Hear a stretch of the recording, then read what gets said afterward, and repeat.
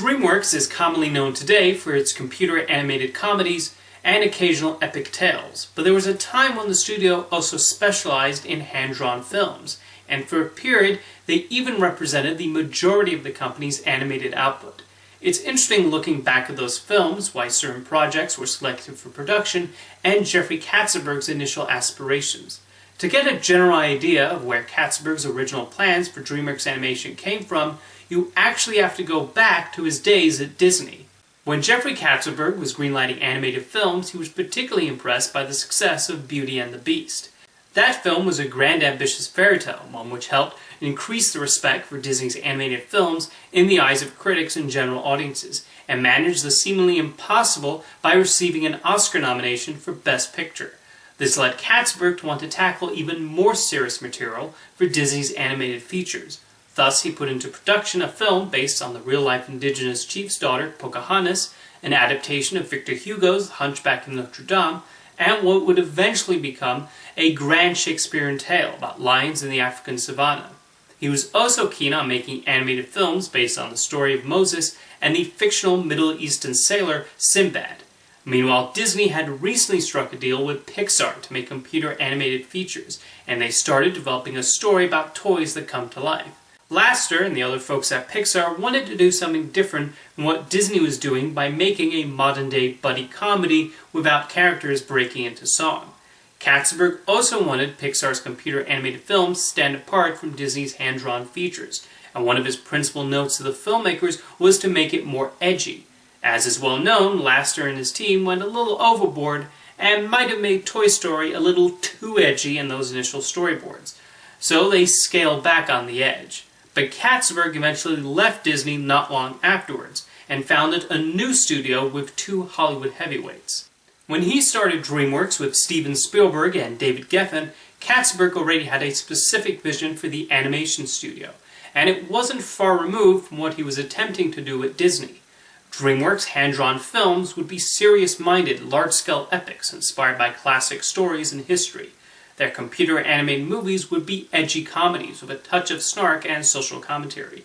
He even took the step of signing a co-production deal with the stop-motion animation studio Aardman, who Disney had earlier attempted to woo themselves.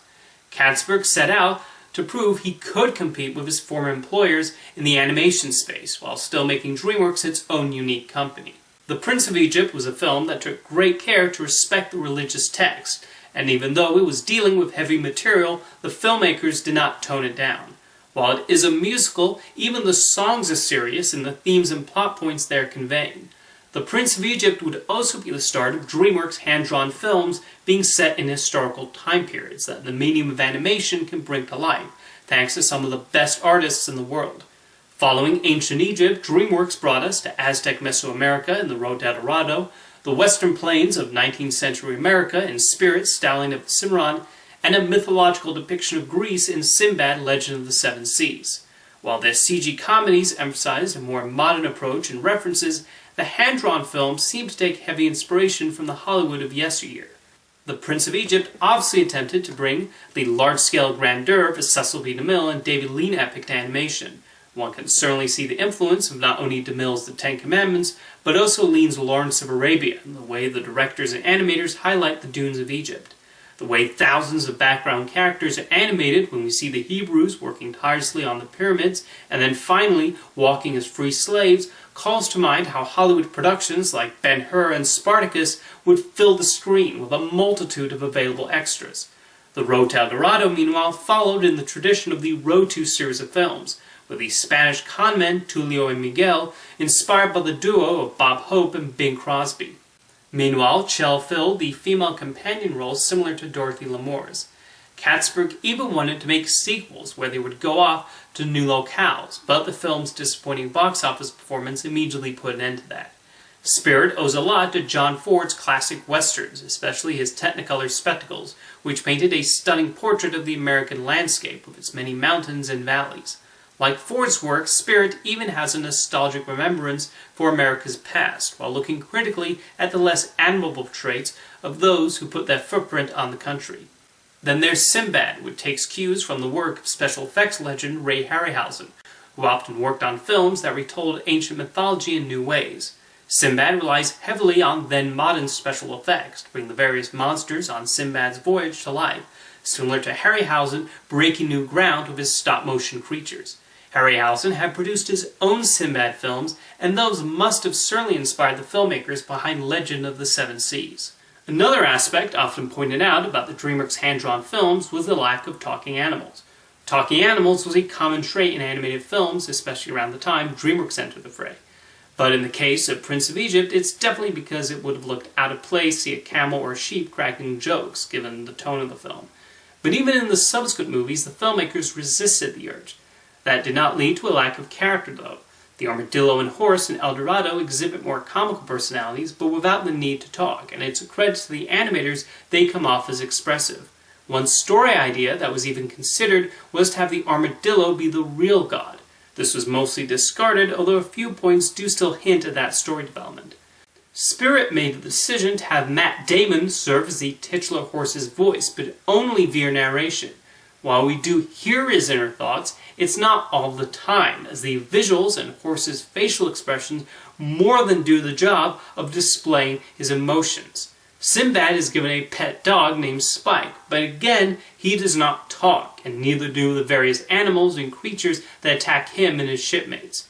It's interesting in retrospect that DreamWorks' hand-drawn films would do this, as their computer-animated films would become well known for their frequently yammering animals, with Eddie Murphy's donkey being probably the most famous.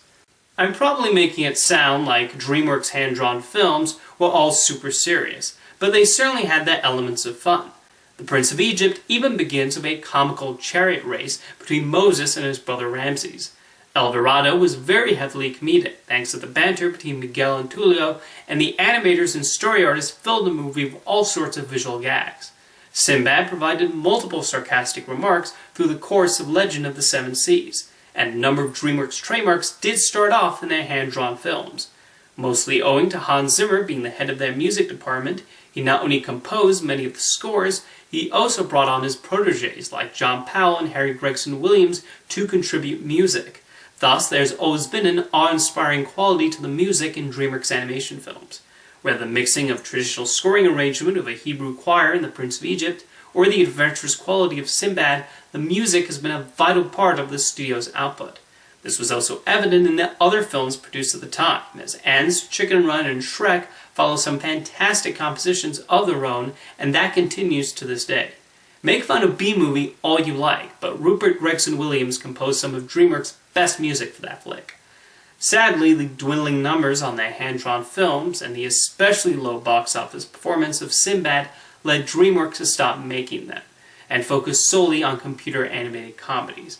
However, I feel the influence of those earlier hand-drawn works occasionally pops up. This is most evident in the How to Train Your Dragon trilogy, which favored an historical setting, elaborate world-building, a mostly dramatic tone, and even dragons who communicated with body language rather than words. DreamWorks Animation has started investing in hand-drawn animation again, not just in their successful television division, but they recently produced a charming 2D short titled Bird Karma. That could be a sign for the future. In any case, their hand-drawn productions still appear to resonate with a good number of people and represent an interesting period when Jeffrey Katzenberg was testing out his new company and seeing what they were capable of. That the studio is still standing and successful to this day is a testament to the incredibly talented teams of directors, animators, writers, and storyboard artists making movies there, and it all started wanting to adapt a famous religious story, rediscover a lost city of gold, take a horse on a journey through the United States, and go on a sea adventure with a sword-wielding sailor. See you next time.